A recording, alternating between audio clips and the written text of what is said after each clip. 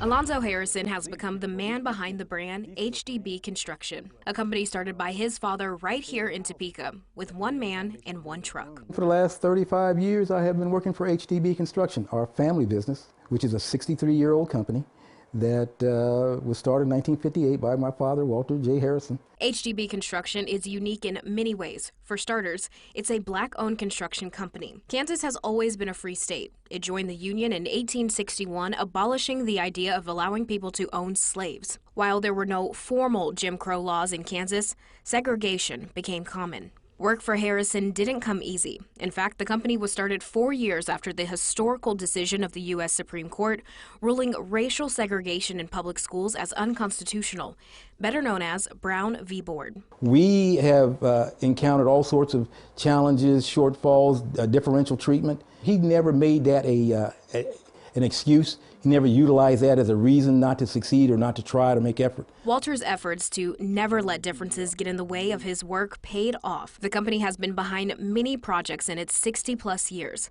even helping put together a popular area in Kansas City you may have been to. Helped build Crown Center. Here locally, the company picked up the pieces after devastating natural disasters to help rebuild the city they started in. Work on the tornado in '66.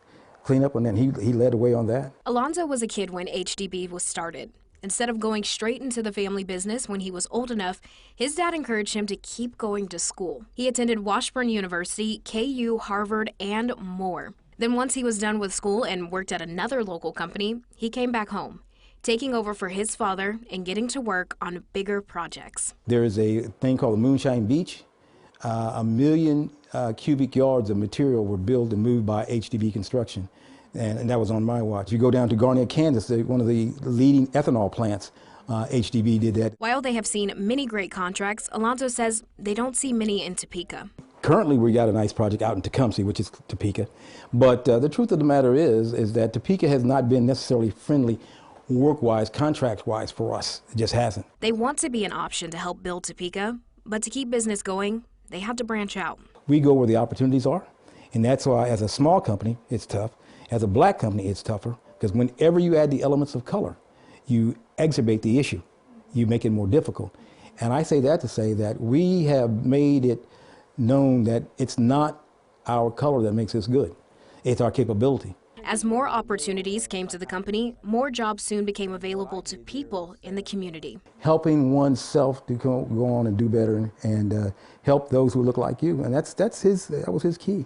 HDB Construction started with one man, one truck, turning into many men and many trucks, branding the name HDB Construction, keeping the legacy and hard work of a black-owned construction company alive. For Honoring Black History, I'm Mackenzie Davis.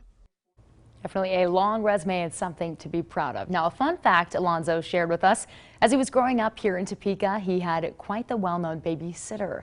Linda Brown, one of the plaintiffs in the Brown v. Board of Education case, was his babysitter. His mother and father were friends with her parents, and she would volunteer to babysit them. Linda Brown passed away in March of 2018.